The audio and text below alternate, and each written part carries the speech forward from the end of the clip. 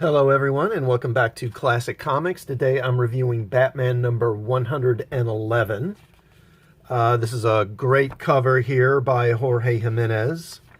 And I'm just going to go ahead and jump right into this one. So we pick up from the end of last issue with Peacekeeper 1 about to start killing the Insanity Collective after they had already surrendered to him.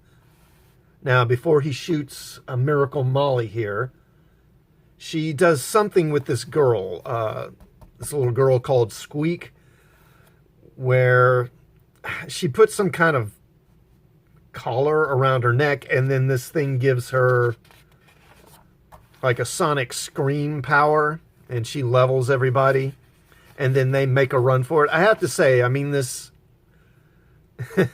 it's a little implausible, because Peacekeeper 1 literally has a gun at her head. And then he shoots. And she's, I mean, he's what? You know, the gun's what, a foot away from her head. He shoots, and yet she's still able to, like, drop and dodge the bullet. I mean, at that close range, I mean, it's instantaneous. I mean, it would be in her head almost as soon as you heard the noise. But, of course, this is comics, so... So anyway, she dodges, she drops down, and then puts the thing on the kid. And then the sonic scream, and they make a run for it. And they're trying to attempt to flee, and Peacekeeper 1 and the other Peacekeepers are opening fire on them. And then this guy, his name's Breaker, he's part of the collective. And then he attacks Peacekeeper 1. And Breaker tells Molly to get the kid to this room, which they call the Mind Machine. But as they're fleeing and Peacekeeper 1 opens fire, Molly gets grazed on her abdomen by a bullet. And they get to the Mind Machine room, and Master Wise is here. And Master Wise is the leader of the Insanity Collective. And then they realize that the kid, Squeak, actually has been shot. She's been shot through the abdomen. And Molly says, you know, we have to get her to a doctor. We need to get her out here right away. But, of course, in order to do that, they'd have to fight their way through the Peacekeepers. And then Master Wise says, I don't know who could possibly save us. And, you know, it's just like you can imagine the Batman music kicking in. Batman and Ghostmaker and Harley show up, and they take on the Peacekeepers. And as they're fighting, Batman notices these drones that are flying around and observing everything. And these drones are broadcasting the fight out to the city. And Oracle tells Batman that they're basically, as what she says, is the headline that Batman has sided with villains of Gotham City is what they're broadcasting to people. Basically, they're casting Batman as a villain because Simon Saint's PR department has depicted the Insanity Collective as terrorists, and they're being blamed for the bombing of City Hall, which took place last issue. And now, since Batman is siding with them because he knows they're innocent, now the media is now depicting Batman as being a terrorist as well. Then Batman manages to judo throw Peacekeeper 1. And then Miracle Molly shows up and asks Batman to help them save Squeak. And so then Batman and Ghostmaker and Harley Quinn, they get the Insanity Collective. They round them up and they flee with them.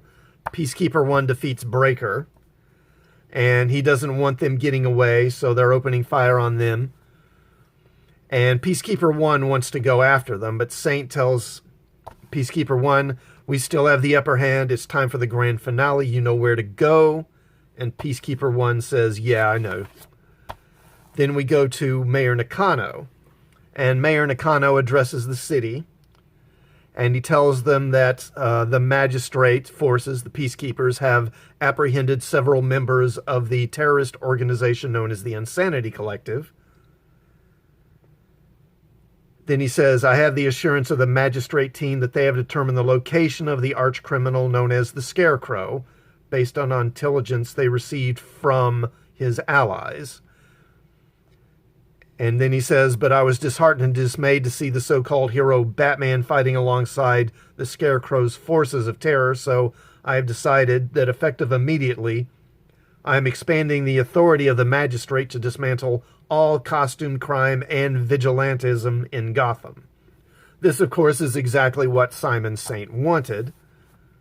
And so now the mayor is essentially outlawing costume vigilantes as well as costume criminals.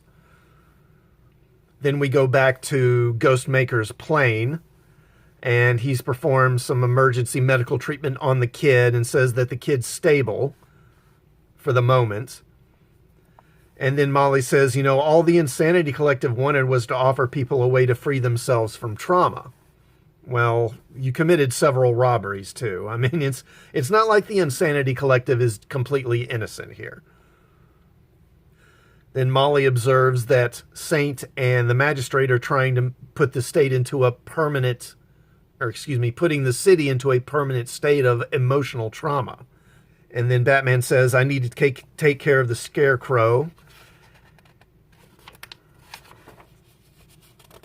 And he put a tracking device on Peacekeeper 1, and Peacekeeper 1 has gone to Arkham Asylum.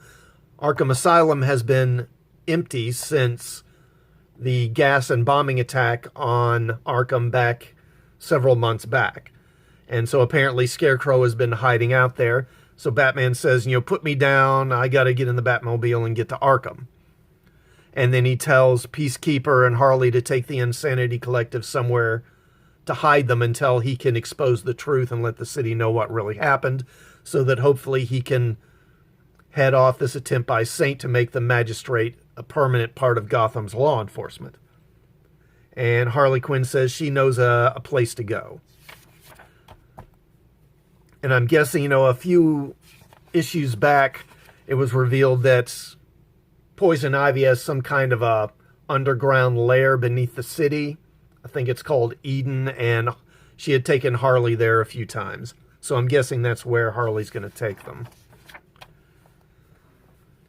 So Batman arrives at Arkham, and yes, the Peacekeeper 1 is there, and Scarecrow is actually there. I had been wondering throughout this storyline, because we kept getting references to the Scarecrow, but we never saw him. And I wondered if the Scarecrow was really even a part of this, or if he was just some kind of a red herring, but no, he is a part of it.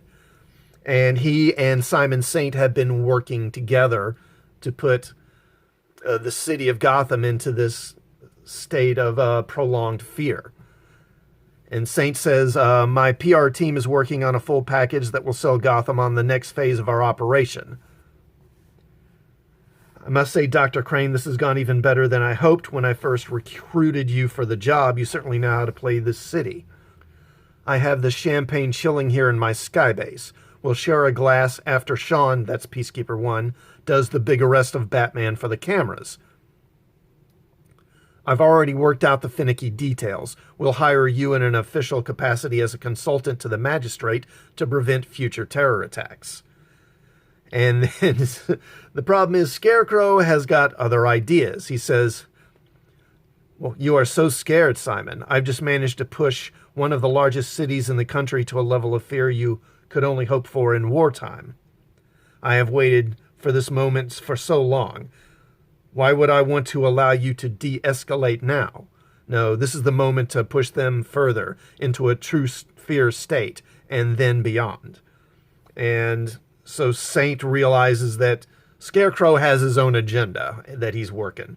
And he tells Peacekeeper 1 to arrest Scarecrow. But instead, Scarecrow injects him with fear toxin. And he says that it's like the highest dose he's ever given a single person before. It's like a highly concentrated dose or something. And Peacekeeper 1 completely freaks out and runs off.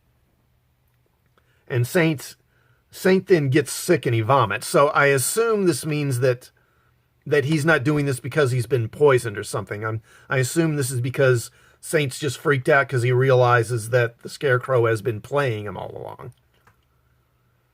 And then Scarecrow starts talking to Batman, and he says, "I know you're there, Batman. I know you're watching." Then he springs a trap on him, and he's about to obviously inject Batman with the fear toxin as well. Nice spread here, 1-page spread, and the issue ends there. So there is more. There's a backup story, as usual, with Ghostmaker. It's, as with most of these backup stories, it's okay. The artwork is, it's got a manga influence. What's the artist? Ricardo Lopez Ortiz. His art has a real manga influence, but other than that, I don't really care much about it one way or the other. So overall, this was quite a good issue. We finally get the reveal of the Scarecrow. I was wondering if he was really involved or not. And I love how he just turns the tables on Saint. The Batman villains, because they don't have any powers, it can sometimes other writers will not really portray them as being all that formidable. And I like it when the Batman villains are portrayed as being genuinely dangerous, not just reliant on a gimmick. And the way Scarecrow turns the tables on Saint in the storyline, I think, is a good example of that. I mean, the Batman villains are just insane. Why do people keep working with them? You wonder why. So what I loved about this issue is seeing, like with the last issue as well, the various plot threads that Tynion has been laying down for months finally coming together. There's, not a ton of action, but there's enough. It's still a little frustrating, but I'm still a little frustrated by the shorter stories in each issue. But Tynion's writing is so good, and Jorge Jimenez's art is just great in this issue. Once again, he seems to get a little better every month. I mean, there's that great 2-page spread here. I mean, that looks awesome. And then we've got this great panel here where Peacekeeper 1 just levels Breaker. Another one that looks great. The action is really well done. I don't know why. One of the great things about Jimenez as an artist is that his stories are exciting. They're active. They're dynamic. They don't feel like, so many comics these days, they just feel like a storyboard for some CW teen drama or something.